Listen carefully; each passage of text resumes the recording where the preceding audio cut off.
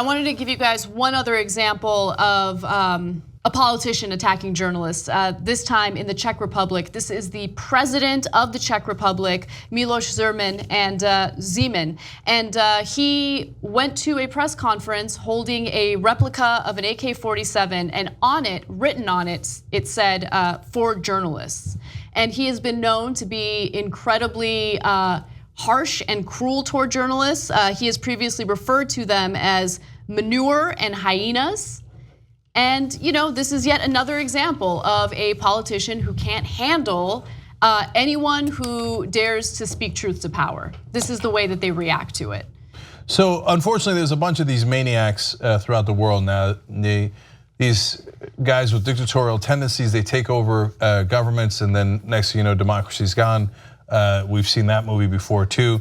And democracy is voting, of course, is a huge part of it. But it also is other things like freedom of the press, freedom of speech, what makes Western democracy what is so great.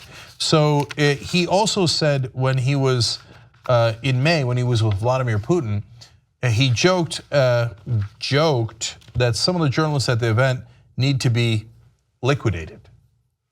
When Putin, there are allegations and strong ones that Putin has actually liquidated journalists. That's not a funny joke. And then when you bring out an AK-47, when you say for journalists, and you've talked about getting rid of them before, not remotely funny or interesting, super, super dangerous. And this guy's also a lunatic, by the way. I mean, if that wasn't convincing enough, he believes, and he said this last year, that the Czechs need to arm themselves because of a potential super Holocaust that's going to be carried out by Muslims in the Czech Republic. I didn't know that there were that many Muslims in the Czech Republic. I didn't know that they were on the verge of winning electorally and then taking charge and then getting rid of democracy. I thought that was you guys. And then going around killing their opponents. A super Holocaust by the really powerful Muslims in the Czech Republic? These guys are absolute lunatics. Well, yeah, and it's also ironic that he would make statements like that about anyone, right? When in reality, the real violent person is the individual who would show up to a press conference holding a replica of an AK-47 threatening journalists. I mean, think about that for a second.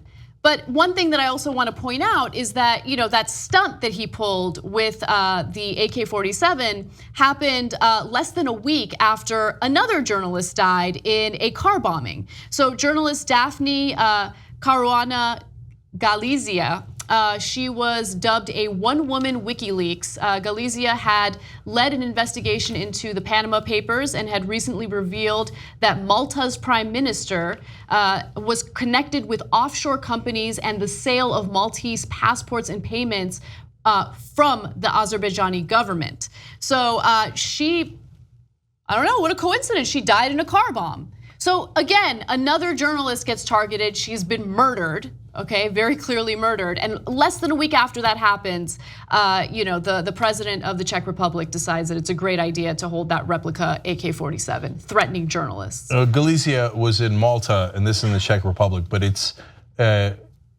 was clearly in the news in the Czech Republic, and the president doesn't care at all. By the way, they elected a new prime minister in the Czech Republic, and he is a billionaire populist.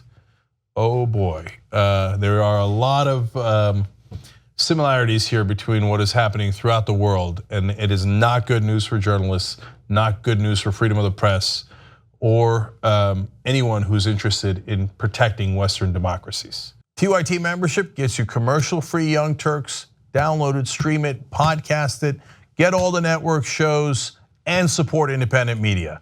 TYTnetwork.com/join.